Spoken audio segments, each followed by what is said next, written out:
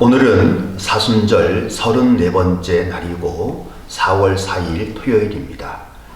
우리의 신앙을 사도신경으로 고백하겠습니다. 나는 전능하신 아버지 하나님 천지의 창조주를 믿습니다. 나는 그의 유일하신 아들 우리 주 예수 그리스도를 믿습니다. 그는 성령으로 잉태되어 동정녀 마리아에게서 나시고 본디오 빌라도에게 고난을 받아 십자가에 못 박혀 죽으시고 장사된 지 사흘 만에 죽은 자 가운데서 다시 살아나셨으며 하늘에 오르시어 전능하신 아버지 하나님 우편에 앉아 계시다가 거기로부터 살아있는 자와 죽은 자를 심판하러 오십니다. 나는 성령을 믿으며 거룩한 공교회와 성도의 교제와 죄를 용서받는 것과 몸의 부활과 영생을 믿습니다. 아멘. 사순절 34번째 날 주시는 하나님의 말씀은 골로새서 1장 24절입니다. 골로새서 1장 24절 말씀을 제가 봉독하겠습니다. 나는 이제 너희를 위하여 받는 괴로움을 기뻐하고 그리스도의 남은 고난을 그의 몸된 교회를 위하여 내 육체에 채우노라. 아멘. 다시 한번 읽겠습니다. 나는 이제 너희를 위하여 받는 괴로움을 기뻐하고 그리스도의 남은 고난을 그의 몸된 교회를 위하여 내 육체에 채우노라. 아멘. 오늘 말씀의 시작은 나는 너희를 위하여 받는 괴로움을 기뻐한다 라고 시작하고 있습니다. 사도 바울이 골로새서를 썼는데 사도 바울은 골로새 교회를 직접 개척하거나 목회를 한 일이 없습니다. 그래서 골로새 교회를 통해서 그가 받았던 고난이라고 하는 것은 없었습니다. 그런데 그가 고난을 받았다라고 이야기를 하고 있습니다. 그 이유는 골로새 교회를 비롯한 이방에 있는 교회들을 개척하고 설립하고 복음을 전파하는 가운데 그가 수많은 고난을 받았기 때문입니다. 사도 바울은 많은 고난을 받았습니다. 그 이유는 간단한데 사도 바울이 유대교의 핵심적인 인물이기 때문에 그렇습니다. 첩보 영화 같은 걸 보면 사도 바울의 상황을 좀 더 쉽게 이해할 수 있습니다. 첩보 영화를 보면 국가에서 아주 높은 직책을 가지고 있었던 사람이 적대국으로 그가 망명을 하게 되어자면 모든 국가의 권력을 다 동원해서 그 사람을 제거하려고 합니다. 그 이유는 그가 가지고 있는 많은 국가적인 비밀을 알고 있는 것이고 또 그 사람이 가지고 있는 영향력이 크기 때문에 그런 사람은 반드시 제거해서 그 사람이 가지고 있었던 비밀과 영향력을 모두 제거하기 위해서 그렇게 암살을 벌이는 것입니다. 사도 바울의 모습이 이와 같았습니다.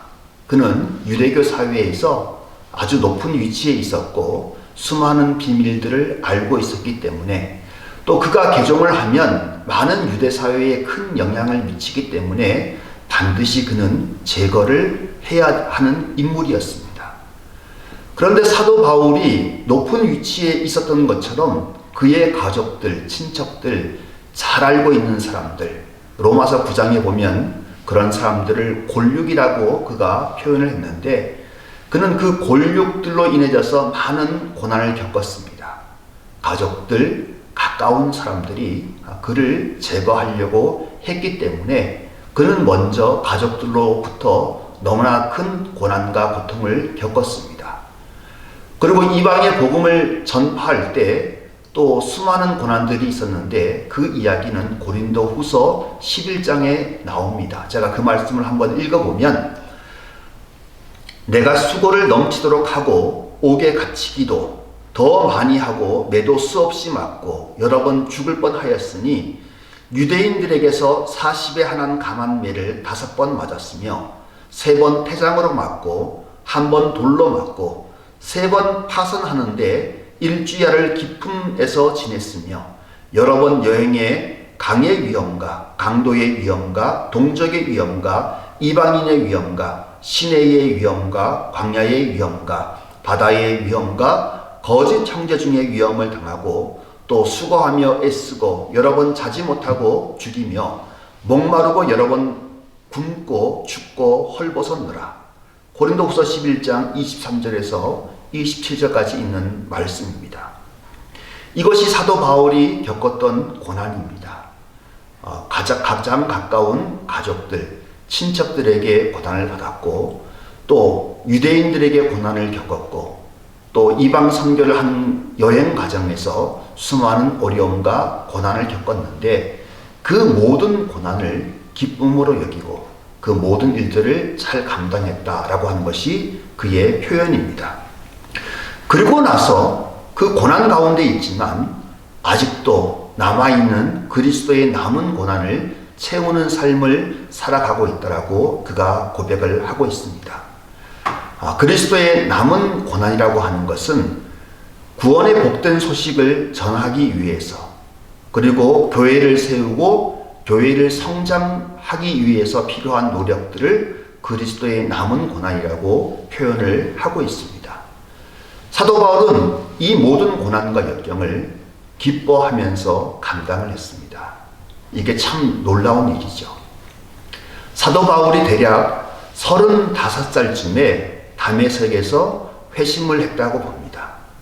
유대인들이 관직에 올라갈 때 30살쯤 되어서 올라갔을 것이고 그 자신이 그 일들을 잘 감당했던 35살쯤에 그 자신이 다메섹에서 회심을 하고 그가 이제 로마에서 순교를 당할 때 한 65살 정도 되었을 것이라고 사람들이 이야기를 합니다. 그는 30년 동안에 하나님의 복음의 사자로서의 사역을 감당했는데 마지막 순간이 더 힘들고 어려웠습니다. 더 낯선 땅이었고 더 외롭고 더 많은 박해와 투옥과 그리고 죽음에 대한 두려움으로 가득 차 있었지만 그 마지막 순간에 쓴 골로새서를 보면 그는 항상 기뻐하는 가운데 이 모든 사명을 감당했다라고 이야기를 하고 있습니다.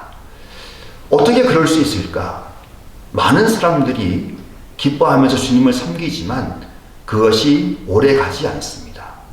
그런데 사도 바울은 끝까지 기쁨으로 이 모든 사명을 감당했는데 그 이유는 무엇일까를 한번 살펴보려고 합니다.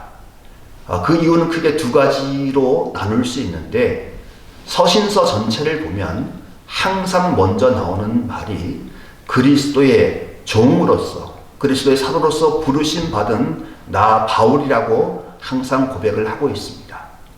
그 자신은 그리스도가 자신을 부르셨다라고 하는 확실한 소명을 끝까지 붙잡고 있었습니다. 처음 사역을 시작할 때부터 마지막 끝날 때까지 하나님이 나에게 이 사역을 맡기셨다라고 하는 분명한 확신, 분명한 소명과 사명감이 있었기 때문에 기쁨으로 그 일들을 잘 감당할 수 있었던 것입니다. 그래서 기쁨의 일들을 감당하려면 자기에게 맡겨진 소명과 사명에 대해서 확실한 믿음, 확실한 결단이 있어야 하는 것입니다.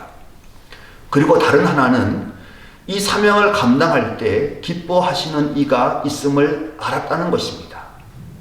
그는 이 모든 사역을 감당했던 이유는 자신을 구원하신 예수 그리스도를 더욱더 사랑하고 더 깊게 이해하고 더 가까이 따르기 위해서 이 모든 사명을 감당을 했습니다. 그리고 나서 그가 사랑했던 가족들, 그리고 사랑했던 친구들, 그리고 이방 사람들, 그 모든 사람들이 예수 그리스도를 만나고 자신처럼 거듭난 삶, 구원받은 삶이 무엇인지를 알게 하기 위해서 그 자신의 모든 고난을 기뻐하고 그리스도의 남은 그 모든 고난에 참여하는 복되고 아름다운 삶을 살아갔던 것입니다. 우리가 기쁨으로 살아가는 이유는 이 두 가지가 항상 분명해야 됩니다. 내가 가정에서, 교회에서, 일터에서 분명한 사명과 소명의 확신이 있어야 되는 것이고 이 모든 일들을 감당하게 될 때 하나님이 기뻐하시고 나의 사랑하는 가족들, 이웃들이 기뻐하고 복된 삶을 산다는 그 분명한 확신을 가지고 이 모든 일들을 잘 감당해야 하는 것입니다. 오늘은 토요일입니다. 가족들끼리 모여있는 시간이기도 합니다. 특별히 오늘 우리의 가정, 이 가정은 하나님께서 부여주신 것인데 이 가정을 하나님께서 주셨다는 분명한 확신과 소명을 가지고 내가 이 가정에서 남편으로서, 아내로서, 또 내가 또 할머니와 할아버지로서의 부르심을 받았던 그 소명과 확신을 분명히 하시는 한 날이 되시기 바랍니다. 또한 사랑하는 가족들의 기쁨을 위해서 헌신하고 복종하는 삶을 살아가시는 귀한 날이 되시기를 바랍니다. 그리하여져서 그 가정에 하나님의 나라가 임하고 하늘의 축복이 임하는 복된 가정이 되시기를 간절히 축원합니다. 기도하겠습니다. 주님이 우리에게 맡겨주신 가정과 교회가 일터가 있습니다. 우리가 그곳에서 복음의 삶을 살아가게 하여 주시옵소서. 그 복음의 삶을 살아갈 때 겪는 고난을 기쁨으로 짊어지게 하여 주시고 끝까지 변치 않고 기쁨으로 우리의 가정의 일들을 잘 감당케 하여 주시옵소서.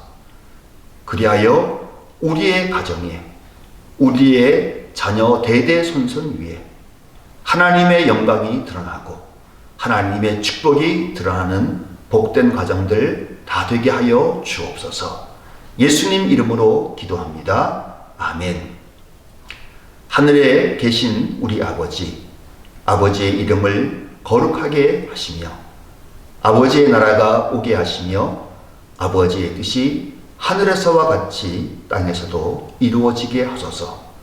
오늘 우리에게 일용할 양식을 주시고 우리가 우리에게 잘못한 사람을 용서하여 준 것 같이 우리 죄를 용서하여 주시고 우리를 시험에 빠지지 않게 하시고 악에서 구하소서. 나라와 권능과 영광이 영원히 아버지의 것입니다. 아멘.